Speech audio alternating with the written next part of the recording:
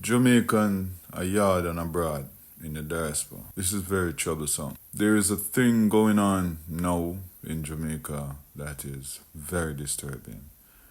And for me, it is unacceptable. There is a lot of white folks in Jamaica doing business currently. And those individuals have been here for years, conducting business. Most of the major businesses in Jamaica are owned by these individuals. So to come to terms now to listen to Everald Warmington and his, disturbing remarks about white people and Mark Golding, which is the leader of the opposition, is white and he should go back to England on boat. That Mark Golding should go back on banana boat to England where he came from.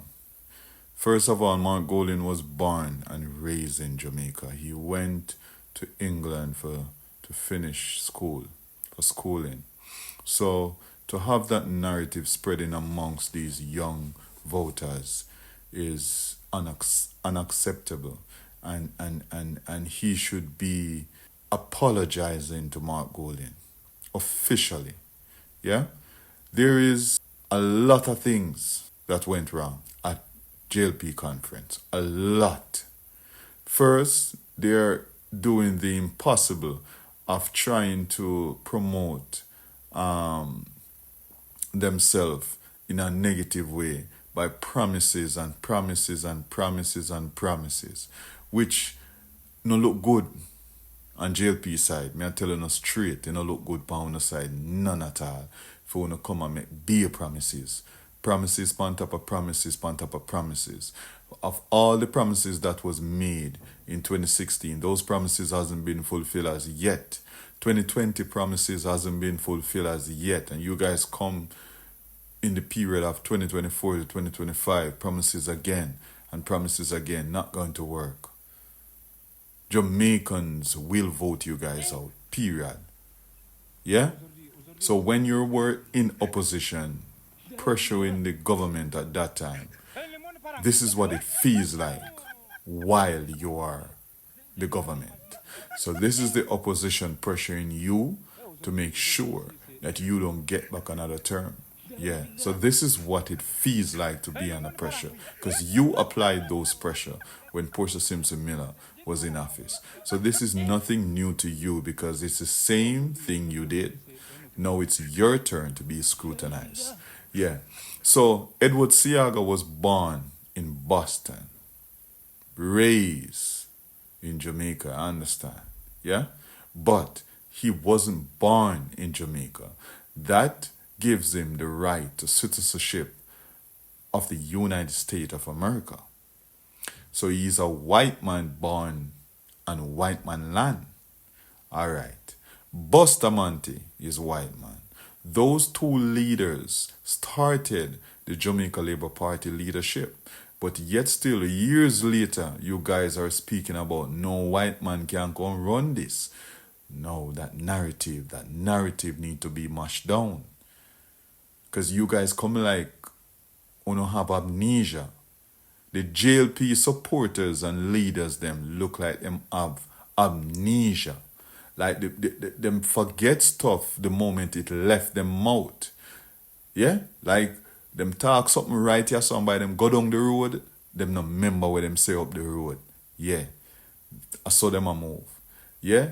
You have Michael Manley with a white man. His daddy a white man. And the list goes on. Yeah? The man who own KFC, a white man. The man who own Wesinco, a white man.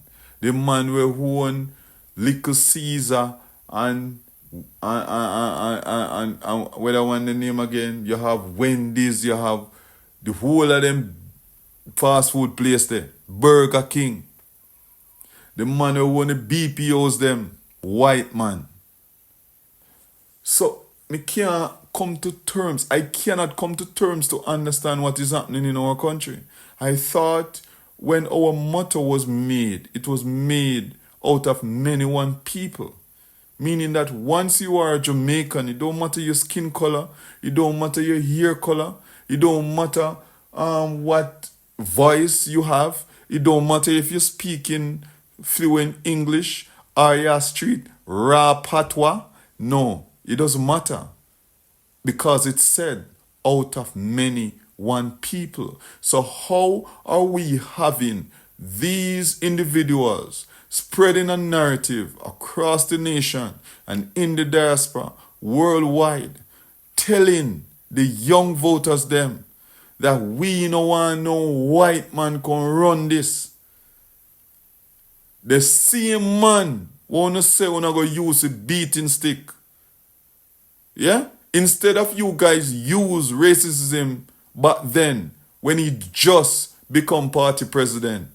No, you guys said make him come. Cause we are gonna use him for a beating stick and put him in retirement. So how on earth the same man that you plan to put in retirement, you are trying to spread a narrative about him that white man can't come lead you and white man can't come do this. Edward Seaga was white. Young people, new voters. Edward Seaga was white. He reigned as a JLP prime minister from 1980 to 89. He did 2 terms in Jamaica as a JLP leader and prime minister of Jamaica. 2 terms. Edward Seaga. You guys can go and look him up. Because no for no Andrew Wellness. Yeah? And Bruce Golding. Those are the 2 prime minister I want to know from the JLP side, the 2 leader. But there was a leader that was leading the party first before them. And you have the first one who found the Jamaica Labour Party. His name is Bustamante. Go and look it up. The first prime minister for the Jamaica Labour Party. The first prime minister for the Jamaica Labour Party is a white man. Yeah? He served for 2 terms as well. And he was white. So you coming now, Mr. Me not even know if I call you. You come now, I come tell the young folk. You can't tell me we are big man of sense, you know, and know history, you know. You can't tell me that. Them the type of argument there away no include me. You can't have my ears for talk them foolishness there. So you try to get to some young voters, because if you can get 250 young voters to say, all right, make we give JLP another term, then you guys will win. Nah. All if you don't get 250 more young people, you guys will never win the next election. You know why? Because every single Jamaican that have sense and willing to put back Jamaica on its forefront and to bring back the country and to take the country from you guys, take you out on a hand and push on away so that the Jamaican economy can flow freely and grow and have growth, natural growth, not the growth that you guys put on internet telling a lie, not the growth that you guys go on platform and tell a lie. No, we will have real growth in Jamaica when we get rid of it. Period.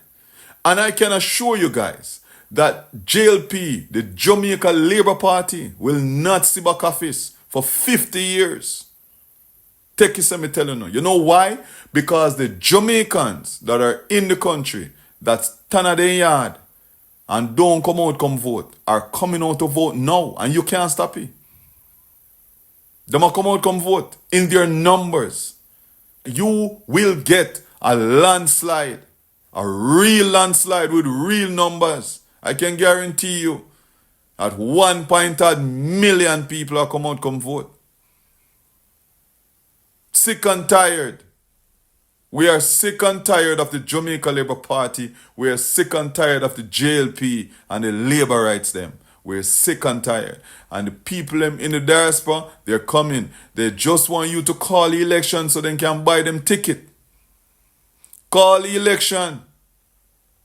If you're sure of winning and that no white man can come win Jamaica, call the election and let us see if Jamaican want a white man to run Jamaica or they will continue with the black, whatever color is there now. Let Jamaica decide if they want to continue on these grounds that they're on now or they need change. You don't need to make any change for us. We will make the change. So if we want to continue with this present government, as is, we will put you guys back in power. And if we want a white man to come run this, we are going to vote in a white man to come run this. Because history is going to repeat itself. It's not the first time we will be putting a white man. My foreparents put a white man, several white persons to lead us. And it's my turn now to vote. Well, I voted for him the other day in the local election and he won it. He won the local election in flying style and you guys tried to steal it, but it not work. Because right now we're supposed to get the Clarendon Municipal Corporation. It's our mayor. Clarendon supposed to have a PNP mayor right now as we speak. On the 1st of December 2024, we should have a PNP mayor in Maypen. Guaranteed. And that's facts. But you're not telling your voters that because you're going to look stupid. You're going to look like fool if you tell your voters that, like them that listen, we lost the municipal corporation in Maypen. You can't tell them that. But if Mark Golding is pressuring enough, that may have to give up that seat within a year. And that year would end March coming. Yeah? We just want you to call the election so that we can win this seat in fine style. Yeah? And take over the municipal corporation fully right throughout the country. So now have no money for hunger. What? You need to win again so you can have 58 account or 56 account? No, we're not going to double up those accounts. We are going to vote you out. And I'm not the only one who is interested of doing that. The whole of Jamaica are ready to vote you out. So you might believe that, listen, persons come to the arena the other day to support you. No, that support wasn't for you. That support was for a call for the general election. We give you some look so you can say, all right, let me just call the election, come and look good. Yeah. Jamaican people was just giving you a look. Wasn't genuine. Wasn't a genuine turnout. Just call the election.